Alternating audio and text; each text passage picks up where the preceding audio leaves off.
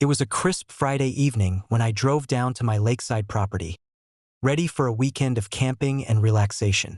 My tent was set up near the water, the cooler was stocked, and the campfire pit was ready for marshmallows and stories. Everything was peaceful, until Karen, the infamous HOA enforcer, appeared at the edge of my property, phone in hand, looking like she had just uncovered a major scandal. "You can't camp here," she shouted, striding up to the tent. "I'm calling 911. This is a violation of HOA regulations."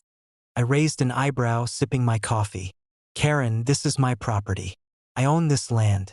There are no violations here." She waved her phone dramatically, muttering about permits and unauthorized occupancy. "This is an emergency.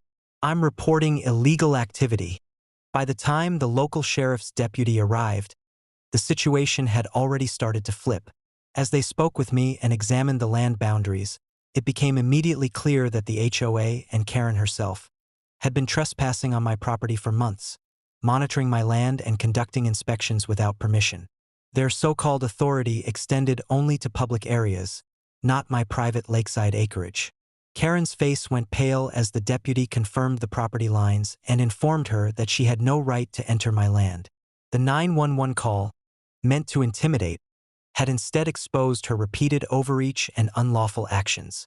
She was politely, but firmly, escorted off the property, warned that any future attempts to enter without consent could result in criminal charges. Neighbors who had witnessed Karen's antics whispered excitedly. The woman who had tried to intimidate me into leaving my own property had been exposed as the trespasser. Word spread fast. HOA Karen had called 911 to report a homeowner camping on their own land, only to reveal her own violations. For the rest of the weekend, I enjoyed the lake in peace. The tent stayed put, the fire burned bright, and the only sound was the gentle lapping of the water against the shore. Karen never returned, and her reputation as the neighborhood enforcer suffered another public blow. The incident quickly became a neighborhood legend. The time HOA Karen tried to intimidate a homeowner at their own lakeside property, only to be caught trespassing herself. It was instant karma, and a vivid reminder that entitlement and rules misapplied have limits, especially when the law and clear property rights are on your side. Neighbors still retell the story, shaking their heads with laughter. Never underestimate someone defending their own land, especially when the supposed enforcer is the one in the wrong.